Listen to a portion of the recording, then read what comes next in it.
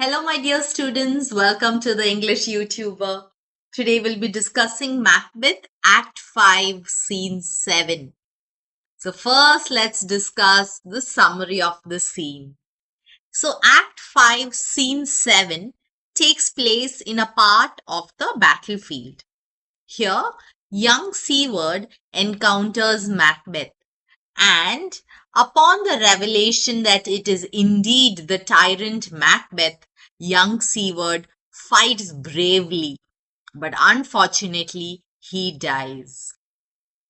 Then Macbeth mocks, saying that he fears no man born from a woman. So here it is like a reminder of the second part of the prophecy protecting Macbeth. Then Macduff is seen praying to Fortune so that he could find Macbeth and avenge the injustice that is done to everyone and also to his family. And he says that the ghost of his wife and children will haunt him forever if someone else other than him kills Macbeth. Then Malcolm and Seward is seen entering the castle and the scene ends. And now we will go towards the line by line explanation.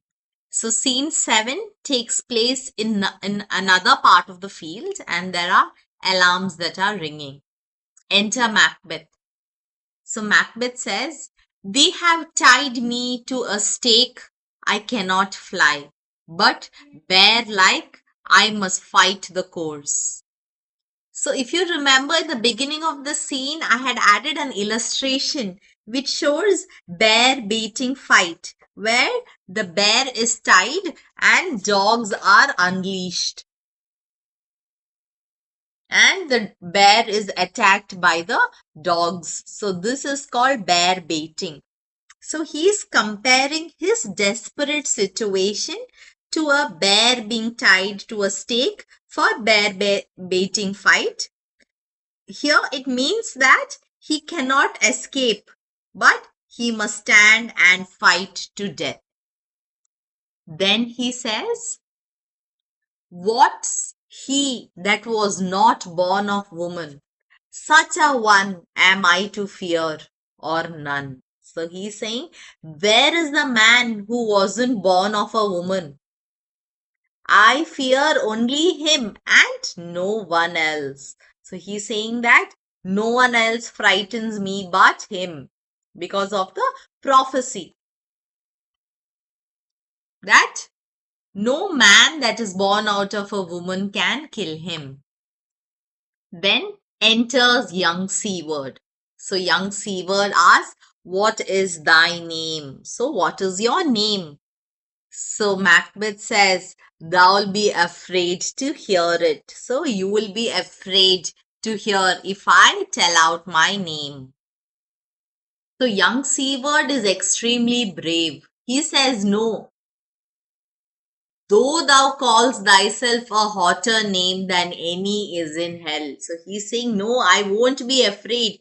Even if you call yourself a name which is worse than any demon in hell." So Macbeth says, "My name's Macbeth." Then young Seward says, "The devil himself could not pronounce a title more hateful to mine ear." So he's saying that the devil himself couldn't say a name which is more hateful to my ears than yours. Macbeth says, "No, nor more fearful." So Macbeth says, "No, nor could the devil's name be more frightening." So he's saying that I am frightening. Young Seward says, "Thou liest, you are lying, abhorred tyrant." So you hated and disgusting tyrant. With my sword, I'll prove the lie thou speakst. So you are saying that you are fearful. And you are claiming to be invisible. So here, let me prove you wrong. and he starts fighting with Macbeth. Unfortunately, Seward is slain, killed. So here, young Seward's bravery shows the symbol of honor and justice. So the words that were uttered by young Seward symbolizes his bravery and moral righteousness to stand against someone who is a tyrant.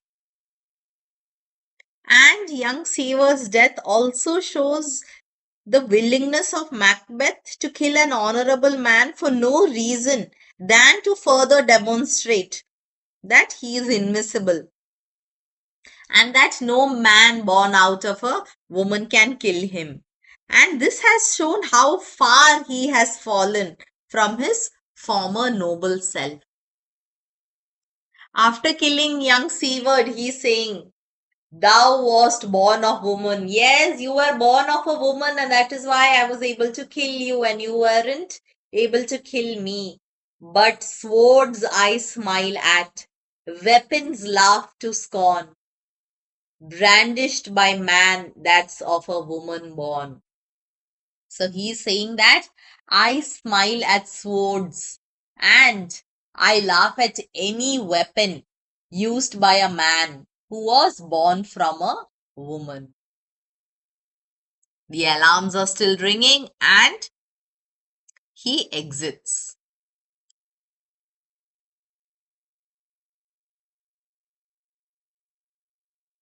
And enters Macduff. So Macduff is saying, "That was the noise is. Tyrant, show thy face." So the noise is coming from over there. Show me your face, tyrant. So he is searching for Macbeth. "If thou be slain, and with no stroke of mine, my wife and children's ghost will haunt me still." So he is saying that if you are killed with no stroke of my sword, my wife and my children's ghost will haunt me forever because I have to seek justice for their sake. "I cannot strike at wretched kerns, whose arms are hired to bear their stave." So he's saying that I will not fight these wretched soldiers. So there's no point in fighting with these wretched soldiers who only fight for money. That means they are only hired to hold their spears. "Either thou, Macbeth, or else my sword with an unbattered edge." So he's saying, I don't want to fight with all these soldiers. I just want to fight with you. He's saying that I will dull the edges of my sword fighting with you, Macbeth. "I sheath again undeeded." So he's saying that either I'll dull the edges of my sword fighting you, or else I'll sheath my sword unused. "There thou shouldst be." So he looks at a position and he says that you must be over there. By this great clatter, one of greatest note seems bruited.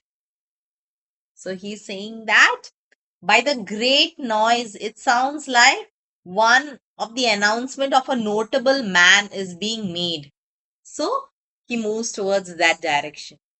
"Let me find him fortune, and more I beg not." So he's saying that the only thing I'm asking you, O fortune, is that I find him. And I ask for nothing more than that. And he exits. Enters Malcolm and old Seward. So Seward says, "This way, my lord, the castle's gently rendered." So he's saying, "This is the way, my lord." And without any fight or without any resistance, the castle was surrendered. The tyrant's people on both sides do fight. So he's saying that Macbeth's soldiers are fighting on both the sides.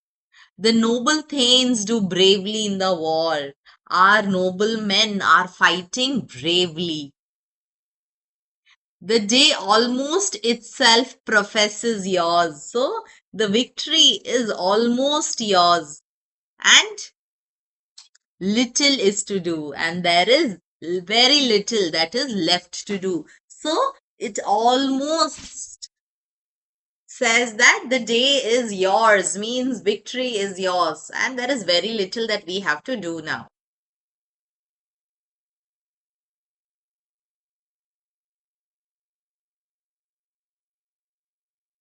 Malcolm says, we have met with foes that strike beside us. So he's saying we have met with enemies that fight as if they want to miss the strike, means they're trying not to hurt us. So Seward says, enter, sir, the castle. So, sir, enter the castle, and they exits, and the battle noise continues. So this scene shows that Macbeth still believes in the prophecy that no man born out of a woman can kill him, and therefore he is brutal, and regardless of what noble status the person in front of him had or any honorable intention, he was ready to kill anyone. So we will go forward and see what fate is bestowed upon Macbeth. Until then, take care. God bless.